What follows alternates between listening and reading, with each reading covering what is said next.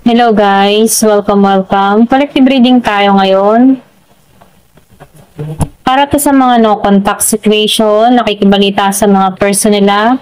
So tingnan natin kung ano yung kanyang current energy. Be open-minded po, hindi po halos lahat makaka-resonate. Thank you nga po pala sa mga nagsusubscribe at sa mga bumabalik. Maraming pong salamat. Give me the message for collective.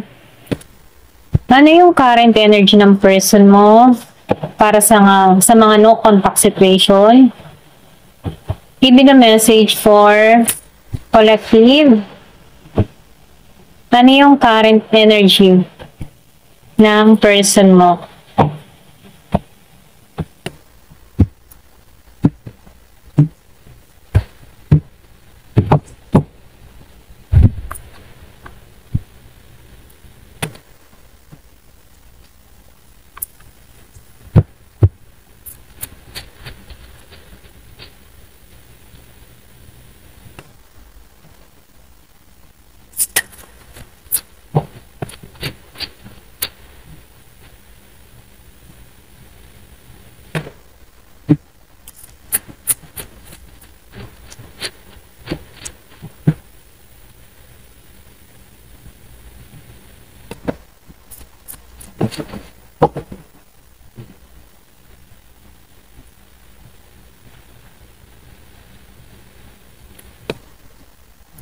Nakikita ko dito, no, yung iba sa inyo, merong magandang nangyayari sa tao mo. Yung iba sa inyo, naging stable siya dito, lalo-lalo na sa kanyang kaperahan. Pwedeng yung iba sa inyo, nakikita ko dito na yung ibang tipo na may nangyari dito sa tao na to na kung saan may paglago. Meron itong mga tinarabaho na nakikita na yung resulta. So nakikita ko dito yung iba sa inyo, nagsipag yung tao mo. Meron mga magagandang nangyayari dito sa tao na to, okay? Na gusto niyang ibalita sa'yo or i-share sa'yo. Kaya lang, wala siyang lakas ng loob na humarap sa'yo. Yung bang tipo na sa paglago niya, sana kasama ka sa paglago niya. Ganon. Yung iba sa inyo, kung meron kang tao dito na Virgo, Capricorn, meron din Taurus, merong Aries, Leo, Sagittarius, merong Gemini, Aquarius, and Libra. So, nakikita ko dito, nung nagkaroon kayo ng pagkakalayo or walang komunikasyon, walang usap, walang pagkikita, pinagtuunan na lang nito yung trabaho niya. Nagsumikap tong tao nito para makabangon, makabawi sa sitwasyong kinakaharap niya. Kaya lang, kahit meron siyang mga tinatamasa dito, hindi siya masaya. Kasi wala siyang kapartner dito. Yung iba sa inyo, hanggang ngayon, single pa rin siya. Okay? Hindi halos lahat, ha? Gusto ng tao na to na mag-offer sa'yo. Kaya lang, may nangyari sa inyo ng tao na to. Meron nagkaroon ng tampuhan, merong conflict, away, hindi pagkakasunduan. Kung bakit biglaan na lang tong nawala or biglaan na lang tong nagbago or pwede rin ikaw biglaan kang nawala sa buhay ng tao na to. Dahil sa mga pangyayari, gulo, away. Nakikita ko dito na gusto ng tao nito na magbigay sa'yo, mag-offer sa'yo. Kung before, naging madamot siya dito, nakikitaan ko dito na sobra-sobra na yung kanyang kaperahan dito, kaya gusto niyang i-share to. Kaya lang, takot siya dito. Kung nag-iisip to, kung kasama lang kita, sana kasama kita sa pagtatagumpay ko. Ganon. Ganon yung energy niya.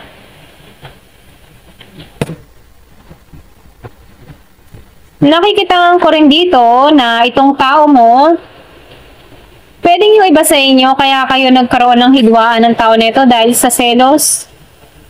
Kasi meron ka ditong tao na malakas yung karisma, malakas yung appeal, attractive at pansinin, okay? Yung iba sa inyo, ito yung naging dahilan, selos. Pero ganun pa man, gusto ng tao nito na manuyo sa'yo. Gusto ng tao nito ng renewal sa'yo. Kaya lang, wala tong lakas ng loob kung paano.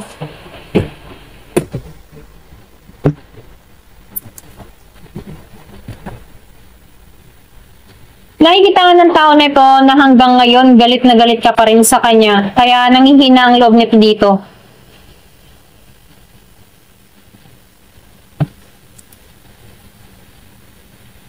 So, ito nga yung lumalabas, ano, nakikita ko dito na grounded ka, protektado ka sa energy mo. Nakikita ko rin dito na handa ka, yung parang defensive ka, okay? Dahil sa mga nangyari, doon sa away, gulo, sa inyong dalawa ng tao nito, dahil sa selos,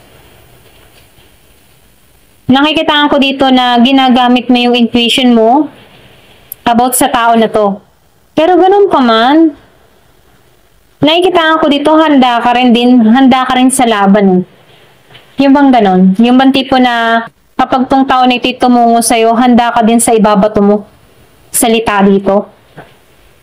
Baga naghihintay ka lang. Sige, pumunta ka lang dito.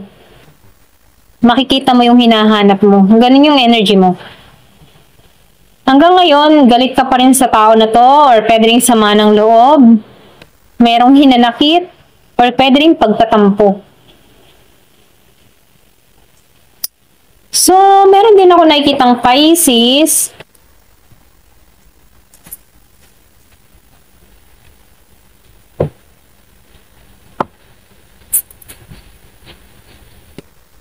Nakikita ko dito, gusto ng tao nito na makipagkaibigan sa'yo. Excuse me. Nakamasid to sa'yo. Kita ka ng tao nito na pagbabago or meron kang ginagawa sa sarili mo. Nag-i-stalk to sa'yo. Nakikita ko rin dito yung iba sa'yo, hindi nawala yung pagmamahal ng tao na to.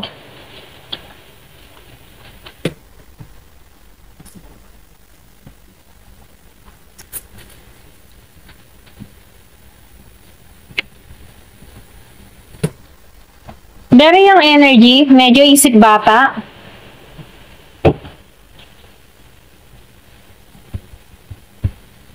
Nakikita ko dito, wala pang pakikipagkasundo or pwede rin sabihin nagmamatigas din to. Alam mo yung tipong ganon? Defensive ka, defensive din to. Pareho kayong nagmamatigasan, ganon. Ganon yung energy nyo. Ganon yung energy nyo pareho. Pareho kayo nagmamatigasan. Very young energy. Parang mga bata, ganun lang, nakikita ko dito. Yung bandi po na may nagpapayo dito, magbati na nga kayo. Ayoko nga. Ganun din siya. Ayoko nga. Baka mapahiya lang ako.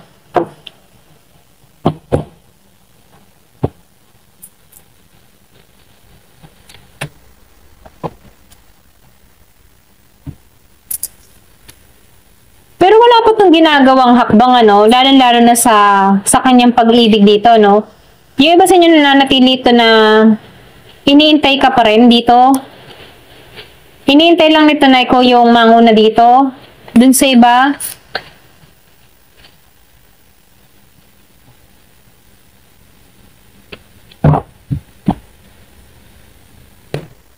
So nakikitaan ko dito, no, itong tao mo.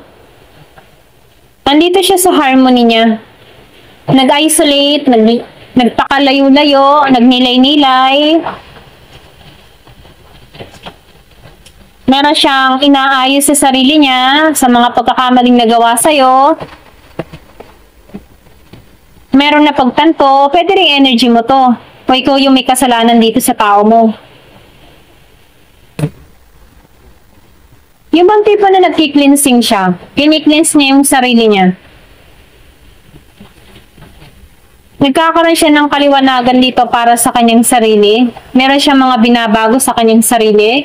Inaayos niya yung kanyang sarili. Ganon. Nakikita ko dito na nagpapakatino, ginising. Andito siya sa landas na binabago. May pagbabago nangyayari sa tao mo. Yung very young energy napapalta ng grow. Nag-grow. Or pwede rin natauhan. Nagkakaroon to ngayon ng katalinuhan sa mga nangyari sa inyong dalawa. Nagkakaroon siya ng kaliwanagan. So, nafe-feel ko din dito, sinusunod ng taong ito yung intuition niya.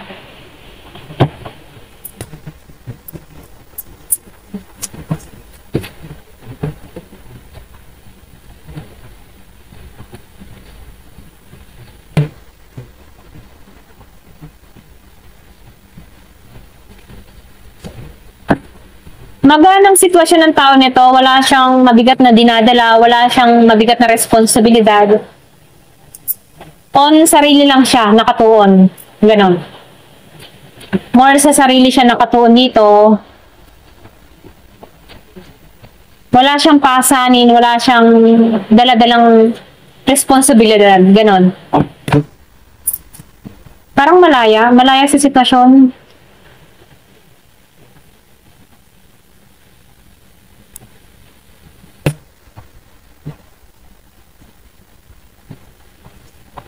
Yung iba sa inyo, inalisan ka ng tao nito or pwede rin umalis na ng walang paalam. Kung meron ka mga nasabi dito, umalis na ng walang paalam, kahit alam niyang ikaw yung pupuno sa kanya, kahit alam ng tao nito na ikaw yung magbibigay ng pagmamahal sa kanya, umalis to, pwedeng umalis to dahil kailangan. Yung iba sa inyo na umalis to dahil sa kanyang mga minimithi sa buhay or meron siyang gustong makamit. Yung iba sa inyo nagsimula muli ito ng panibagong landas para hanapin yung sarili niya, para buuin niya yung sarili niya. Ganon. Ito rin nakikita ko. Meron siyang inaayos sa sarili niya. So, tingnan natin dito sa situation.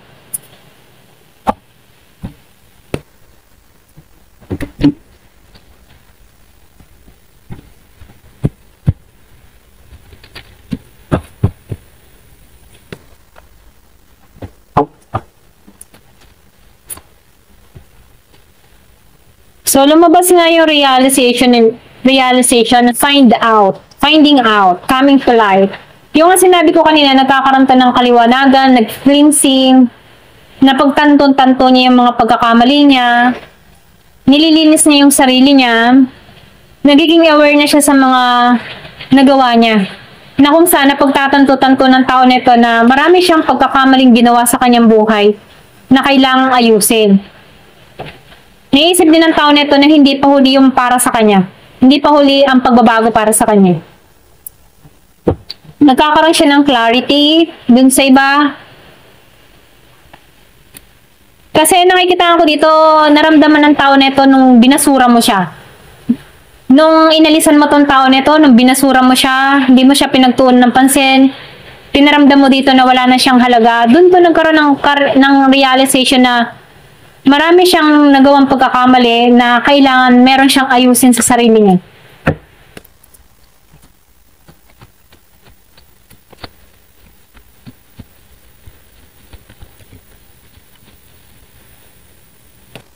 So, lockdown.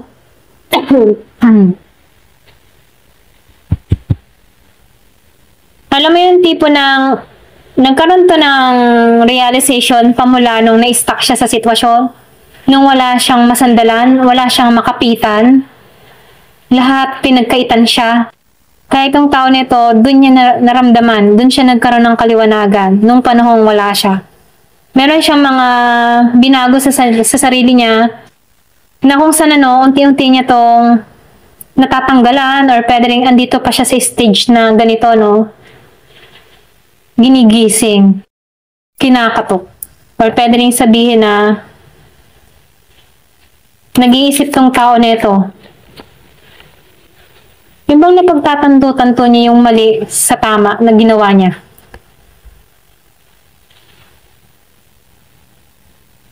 So, meron tong mga nakausap or meron tong nakausap na tao na tulad din niya, okay, sa sitwasyon niya, na kung saan yung taong nakausap niya dito ay nakaraos. Or pwede rin sabihin, nakasurvive, na kung saan binibigyan kaliwanagan tong tao mo dito about dito sa sitwasyon na to, okay? Pareho sila ng karanasan, pero yung taong nakausap niya dito, nakasurvive at nagbibigay ng payo dito sa tao mo, kung bakit nagkakaroon siya ng kaliwanagan dito, okay? So, meron tong mga nakakausap, nagbibigay ng payo, advice. Kaya nagiging itong matuwid dito.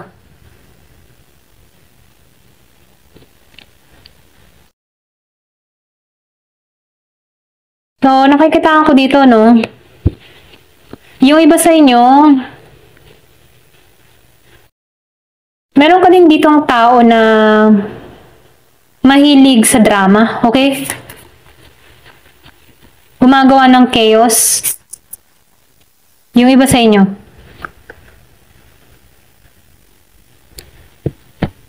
So, nakikita ko dito, yung iba sa inyo, hindi pa rin natuto, okay? Yung iba naman natututo na, okay? So, meron kang tao dito na nag-iisip dito or maghahabol sa'yo, pero yung paghahabol ng tao nito, marami tong kwento or magaling to magdrama na kung saan pwede kang matangay, okay? Nag-iisip ka ng strategy dito, okay? Meron kang ditong tao na mahilig magsinungaling, okay? Or mahilig magdrama. Maghahabol to. Yung iba sa inyo, maghahabol to.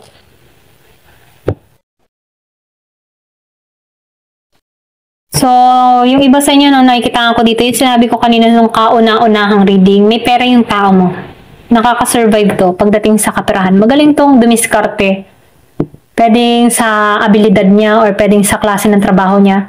Madali siyang makakuha ng trabaho. Ayan. Ito lang yung nakikita ko. Thank you for watching. Love and peace.